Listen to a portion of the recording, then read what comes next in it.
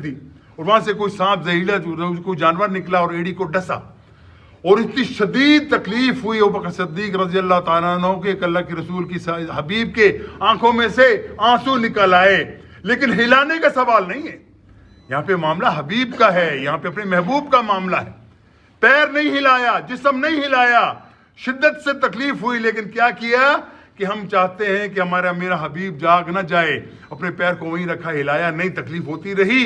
वो सांप वो जंबूजी जानवर जो भी था वो डसता रहा, अबू बकर सिद्दीक ने अपने आप को हिलाया नहीं।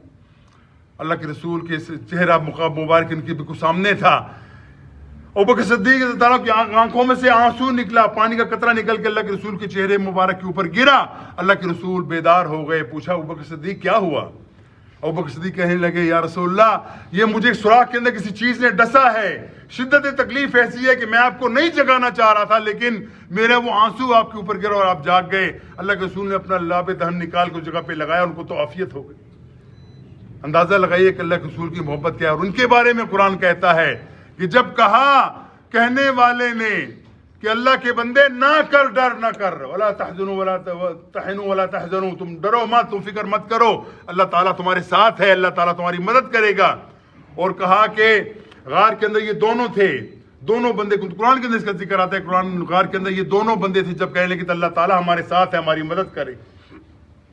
और उसमें ऐसा मौका भी आता है कि कुरैश मक्का घूमते फिरते ढूंढते ढूंढते वो गार के दाने के ऊपर पहुंच जाते हैं। अबू बकर सिद्दीक कहते हैं या रसूलल्लाह, अब तो लगता है कि हमें पकड़ लिया जाएगा, लेकिन अल्लाह के रसूल वज़मत का पहाड़ हैं। उन्होंने कहा अबू बकर सिद्दीक गम करने की जरूरत नहीं, फिक्र करने की जरूरत नहीं, अल्लाह ताला हमारे साथ है, अल्लाह ताला हमें देखता है, वो सुनता है, वो देखता है, वस्मा व अरा, वो देखता भी है और वो सुनता भी है, वही हमारी मदद करने वाला। अबू बकर सिद्दीक वहां से सुरखरू होकर निकलते हैं, मदीना पहुंचते हैं। मदीना के अंदर जितना रास्ते में जितनी वो मुसीबत उनके आती है, जितनी परेशानियां आती हैं, अबू बकर सिद्दीक अल्लाह के रसूल को मुब्तला नहीं करते, बल्कि अपने सीने पे वो तमाम चीजें सहारते हैं, अल्लाह के रसूल की खिदमत करते हुए वो मदीना पहुंच जाते हैं। हज़रत वो तमाम चीजें जो अल्लाह के रसूल के सामने हमारे आई, और ये पहला शख्स है जिसके बारे में रसूलुल्लाह सल्लल्लाहु अलैहि वसल्लम फरमाते हैं कि मैं दुनिया के अंदर हर शख्स का बदला चुका सकता हूं। जिस शख्स ने मुझे कोई एहसान किया अल्लाह ताला, मैं दुनिया के अंदर उसका बदला चुका सकता हूं। एक शख्स ऐसा है जिसका मैं बदला नहीं चुका सकता, इसका बदला सिर्फ मेरा अल्लाह ही चुकाएगा, वो अबू बकर सिद्दीक। हज़रत उमर रज़ी अल्लाह ताला का कौल बड़ा मारूफ है, वो कहते हैं अबू बकर सिद्दीक तुम मेरी सारी जिंदगी की इबादत ले लो, मेरी तमाम रियासतें ले लो, मेरी तमाम कुर्बानियां ले लो, जितना कुछ मैंने अल्लाह के रसूल के लिए किया, दीन के लिए किया, सब कुछ ले लो, मुझे सिर्फ एक उस रात का जो अज़र तुम्हें मिला वो मुझे दे दो जो तुमने गार सौर के अंदर अल्लाह के रसूल के साथ गुजारा था। अंदाजा लगाइए कि ये कितने अजीम शख्स हैं और कितनी अजीम बात इनके सामने की जाती है कि रसूलुल्लाह सल्लल्लाहु अलैहि वसल्लम की बात उनके सामने आती है। और ये वो शख्स है जिसके बारे में हमेशा याद रखिए कि रसूलुल्लाह सल्लल्लाहु अलैहि वसल्लम फरमाते हैं कि ये वो शख्स अजीम है। हर शख्स ने मैं जब मेरी बात सुनी, कोई लम्हा भर, कोई थोड़ा सा तवक्कुफ किया, थोड़ा सा सब्र किया, थोड़ा सा सोचा फिक्र किया। एक शख्स ये ऐसा था जैसा कि जैसे ही मेरे जुबान से, मेरे मुंह से ये बात निकली कि मैं अल्लाह का रसूल हूं, एक सेकंड का तवक्कुफ नहीं किया और कहने लगे आमन्ना बे रसूलुल्लाह सल्लल्लाहु अलैहि वसल्लम, अल्लाह के रसूल मैं आपके ऊपर ईमान लाता हूं। और हकीकत यही है कि भाइयों याद रखो, मुसलमानों के अंदर हसद की इजाजत नहीं है, लेकिन एक मामले के अंदर हसद जायज है। वो हसद है नेकी के हुसूल के लिए, वो अच्छाइयों में बढ़ने के लिए, वो अल्लाह के रास्ते में इंफाक करने के लिए, वो अल्लाह के साथ, अल्लाह के रसूल के साथ अपने मोहब्बत को साबित करने के लिए, इसमें हसद करना जायज कि मेरा भाई कितना नेक है, मैं उससे बढ़ जाऊं, मेरा भाई कितना अल्लाह के रास्ते में खर्च करने वाला है, मैं उससे बढ़ जाऊं, मेरा भाई कितना अच्छा इबादत करने वाला है, मैं उससे बढ़ के इबादत करूं। इस काम के अंदर हसद करना जायज है। हसद है ये कह दिए मुकाबला कर लीजिए, कह लीजिए, ये जायज है इसके अंदर। तो एक मरतबा रसूलुल्लाह सल्लल्लाहु अलैहि वसल्लम ने ऐलान किया, साथियों, दोस्तों, मेरे भाइयों, आज इस्लाम के ऊपर मुश्किल वक्त है, तुम्हारे माल की इस्लाम को जरूरत है, हमारे सामने एक बहुत बड़ा जो मार्का है वो दरपेश है, हमें उस काम के लिए माल की जरूरत है, हमारा सफर भी लंबा है, दूर का सफर है और हमने जाके अल्लाह के रास्ते में जिहाद करना है। तो तमाम मुसलमानों से यह अपील है, अल्लाह के रसूल अपील करते हैं तमाम लोगों से कि अपने माल में से जितना दे सकता है कोई वो ला के दे दे। अब इस मौके के ऊपर समझिए अल्लाह के रसूल की एक अजीम सहाबियों की बात सुन लीजिए। और कौन सहाबी हैं? एक तरफ अबू बकर सिद्दीक हैं جن کے بارے میں یہ معروف ہے افضل البشر بعد الانبیاء بالتحقیق ابو بکر صدیق رضی اللہ تعالیٰ عنہ. اس کائنات کے اندر نبیوں کے بعد عظیم ترین شخص جو کائنات کے اندر موجود ہے، نبیوں کے بعد وہ اللہ کے رسول کے یہ صحابی ابو بکر صدیق رضی اللہ تعالیٰ عنہ کو نام آتا ہے. نبیوں کے بعد سب سے افضل ترین شخص ہیں دنیا کے اندر.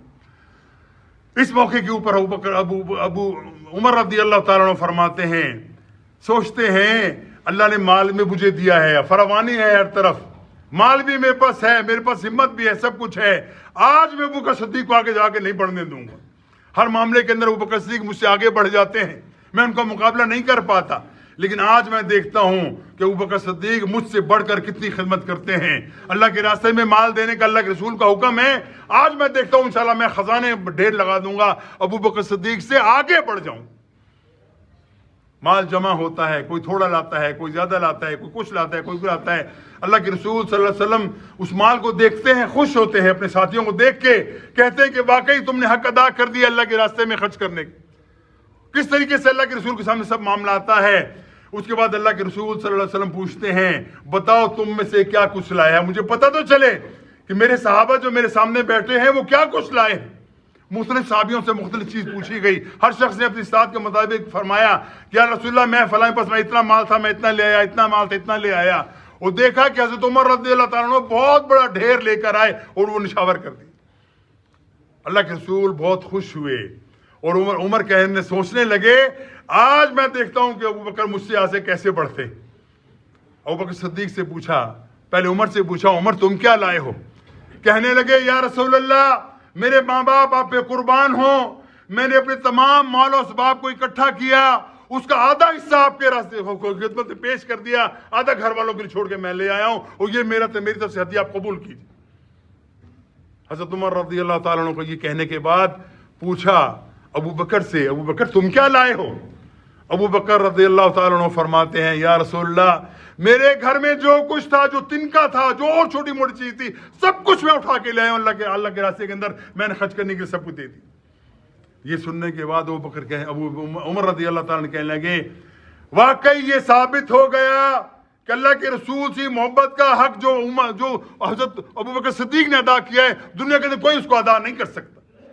میں یہ اعلان کرتا ہوں، میں اپنے آپ کو بھی کہتا ہوں کہ میں کبھی ابو بکر صدیق جا کے نہیں بڑھ سکتا. حقیقت یہ ہے کہ بھائیو آپ دیکھیں اللہ کے رسول کی زندگی کا مطالعہ کیجئے، آپ کو پتہ چلے گا کہ یہ شخص آپ کو ہمیشہ نمایاں نظر آتا ہے. جب بھی انفاق کا معاملہ ہوا ہے ابو بکر صدیق رضی اللہ تعالیٰ عنہ سب کچھ اپنا دینے کو تیار کر لیا کہ اس کے پیچھے نہیں نکلے. اور یہی ابو بکر صدیق ہیں جن کو اللہ کے رسول اپنی زندگی کے اندر اپنے مسلح کا امام بناتے ہیں. اللہ کے رسول کی طبیعت خراب ہے، وہ اپنے حجرے کے اندر ہیں. حضرت عائشہ رضی اللہ تعالیٰ عنہ سے کہتے ہیں عائشہ مرو ابو بکر مصلی بالناس، عائشہ جاؤ ابو بکر سے کہو نماز کا ٹائم ہو گیا، لوگ مسجد نبی کے اندر اللہ کے رسول کا انتظار کر رہے ہیں، اللہ کے رسول چلنے کے قابل نہیں رہے، نقاہت ہے، کمزوری ہے، نہیں جا پا رہے. کہا عائشہ کو جاؤ عائشہ جا کے کہو ابو بکر سے نماز پڑھائے. عائشہ توقف فرماتی، پھر کہا عائشہ اٹھو جاؤ ابو بکر سے کہو کہ نماز پڑھائے. تیسری مرتبہ کا عائشہ جائیں ان کے اوپر نماز پڑھ. اللہ کے رسول کے پاس وہ یہ بات سنتے وہ جاتی ہیں، اپنے باپ سے کہتی ہیں کہ آپ کو کہا گیا ہے کہ آپ نماز پڑھائیے. ابو بکر صدیق صلی اللہ علیہ وسلم مصلی پہ کھڑے ہو جاتے ہیں. اتنی دیر میں اللہ کے رسول کی آواز کی آہٹ آتی ہے کہ اللہ کے رسول تشریف لا رہے ہیں. وہ بڑی نقاہت سے چلتے ہوئے مصلی پہ پہنچتے ہیں. اللہ کے رسول اس وقت دوبارہ امام بنتے ہیں اور ابو بکر صدیق ان کے پیچھے مقتدی بن کے وہ نماز مکمل کی جاتی ہے. اور کہا کہ یاد رکھو میرا امام میرے بعد ابو بکر صدیق ہے. یہ وہ امام ہے جس کو اللہ سبحانہ و تعالیٰ کے حبیب محمد علیہ السلام اپنی زندگی کے اندر اپنا امام مقرر کر سکے جاتے. بھائیو یہ وہ شخص ہے جس کی عظمت کے کیا کہنے، جس کے بارے میں ہم یہ کہتے ہیں کہ ابو بکر صدیق رضی اللہ تعالیٰ عنہ نے اپنی زندگی کے اندر حق ادا کر دیا. محبت ہر معاملے کے اندر جب بھی کوئی ایسا معاملہ آیا ہم دیکھتے ہیں کہ ابو بکر صدیق رضی اللہ تعالیٰ عنہ صف اول کے اندر ہم کو نظر آتے ہیں.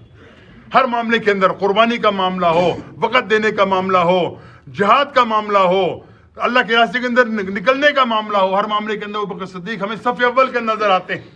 اللہ کے رسول ان سے محبت بھی شدید کرتے ہیں, شدید محبت کا انتہا ہے ان کے اوپر. اور تمام صحابہ رشک کرتے ہیں, ابو بکر صدیق ہم تیری قسمت پہ رشک کرتے ہیں کہ تو اللہ کے رسول کے ساتھ تیرا وہ معاملہ ہے کہ اللہ کے رسول جب تجھے دیکھتے ہیں تو عزت سے تیری نگاہ سے دیکھتے ہیں. اللہ کے رسول کا معاملہ بھی دیکھ لیجئے, اللہ کے رسول کے ساتھ رشتہ ان کا دیکھ لیجئے کیسے ہے کہ اللہ کے رسول کے ایک تو وہ قریش خاندان کے ہیں اور دوسرا وہ اللہ کے رسول کے سسر بھی ہیں. حضرت عائشہ رضی اللہ تعالیٰ عنہ ان کا جگر کا ٹکڑا تھیں, لیکن جب اللہ کے رسول سے ادنا سے اشارہ ملا اپنی بیٹی کو پیش کر دیا کہ میری یہ بیٹی سے آپ نکاح کر لیجئے. انہوں نے نکاح کر لیا. اور یہ وہ خاتون ہے جس کے بارے میں آپ سمجھ لیجیے کہ ابو بکر صدیق کی بیٹی ہیں, لیکن اللہ کے رسول کی تعلیمات اور ارشادات اور تمام تعلیمات ہمارے سامنے جو آئی ہیں اس کا ایک بیشتر حصہ جو ہے وہ حضرت عائشہ رضی اللہ عنہ سے مروی. اللہ کے رسول نے اپنی زندگی کے اندر ہر معاملے کے اندر اس کو وہ رکھا. اور یہ دیکھ لیے بھی اعزاز ہے, رسول اکرم صلی اللہ علیہ وسلم کے آخری دن آئے, اللہ کے رسول نقاہت اور کمزوری کی وجہ سے اپنے صحابہ سے کہنے لگے, بلکہ اپنے ازواج مطہرات سے کہنے لگے کہ میری طبیعت خراب رہتی ہے, میں تمام لوگوں کے گھروں کے اندر نہیں رہ سکتا, اگر تم سب متفق ہو جاؤ. دیکھو اللہ کے رسول کی عظمت دیکھیے, اللہ کے رسول وہ اللہ کے رسول ہیں, ان کی تمام بات حرف آخر ہے, کوئی بندہ ان کے ساتھ مخالفت کی جرات نہیں کر سکتا. جس نے کلمہ پڑھ لیا اس کی آنکھیں جھک گئی ان کے سامنے. لیکن اللہ کے رسول اپنے ازواج سے کہتے ہیں اگر تم تمام متفق ہو, اگر فیصلہ کرتی ہو تو میں یہ دن جو ہے آخری میری زندگی کے دن ہیں, نکاحت ہے, بیماری ہے, میں چاہتا ہوں کہ حضرت عائشہ کے گھر میں یہ گزاروں.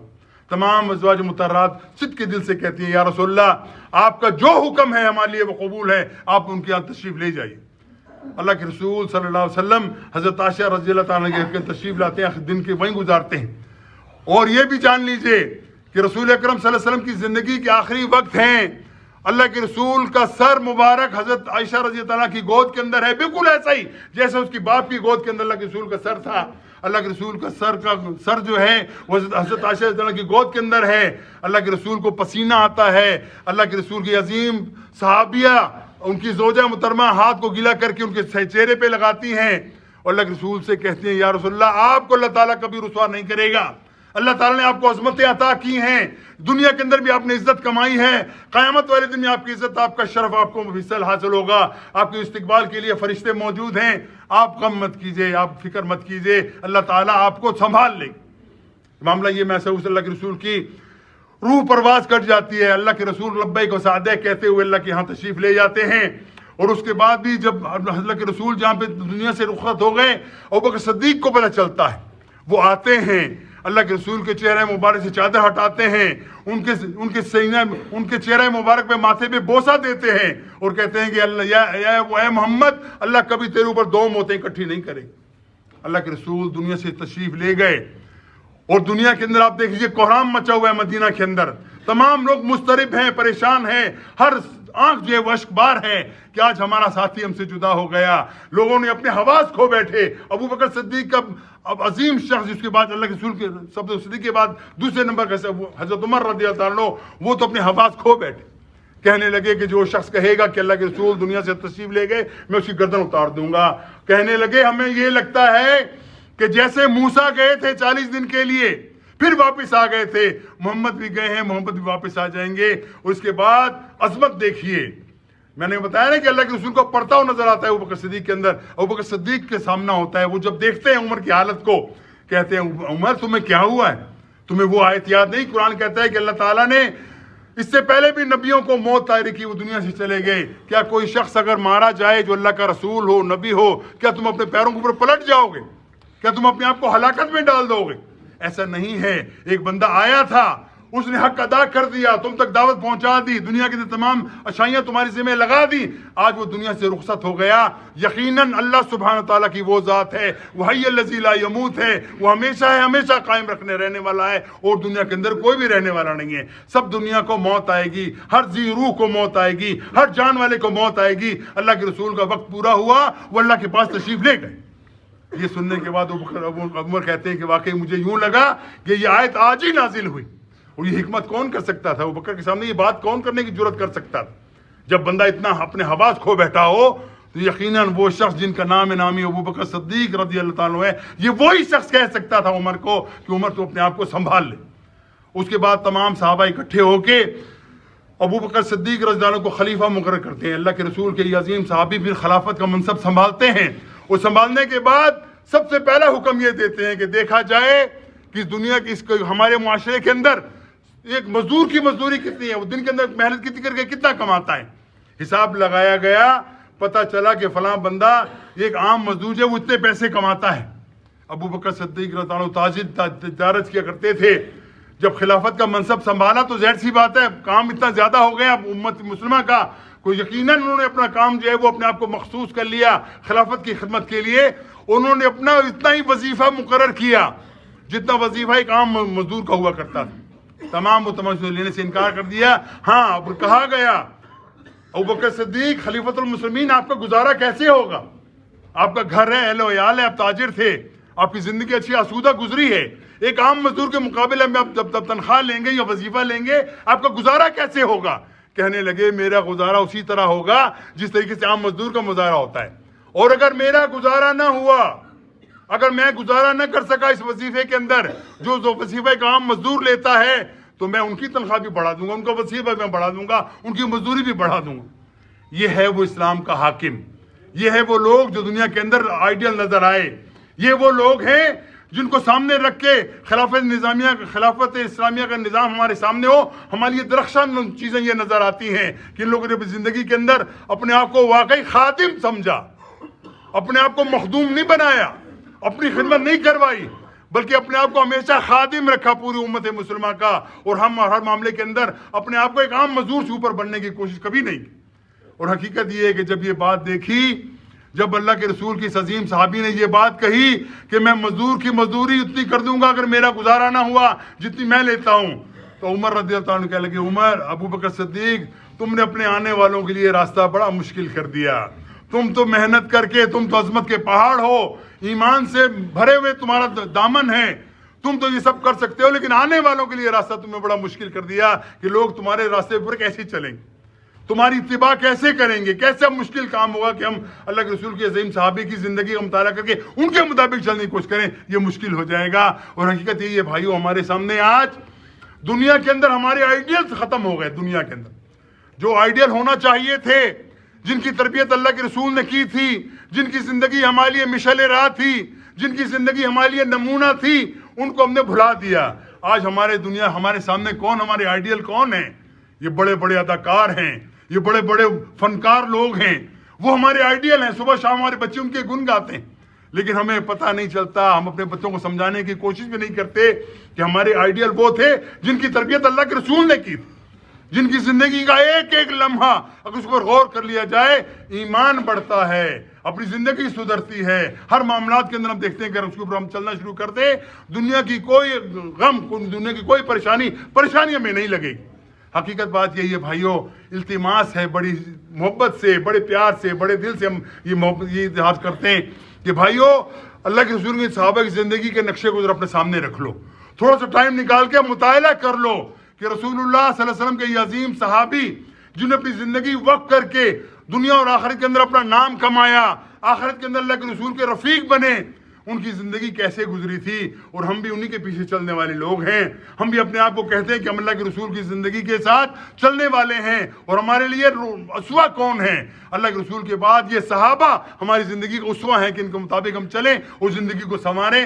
جب اس کے اوپر ہم عمل کرنے کی کوشش کریں گے، یقین کیجئے دنیا کے اندر کوئی مشکل آپ کو مشکل نظر نہیں آئے گی، کوئی پریشانی آپ کو پریشانی نظر نہیں آئے گی. ان لوگوں نے کس مصیبت میں، کس تنگدستی کے اندر زندگی گزار کر اپنے آپ کو ثابت کیا کہ اس کائنات کے اندر دنیا کے عظیم ترین لوگ یہی تھے جو اللہ کے رسول کی تربیت یافتہ تھے. اللہ دعا کہ ہمیں عمل کی توفیق عطا فرمائے، ہماری زندگیوں کے اندر اپنے صحابہ کا ایک پرتو نظر آئے.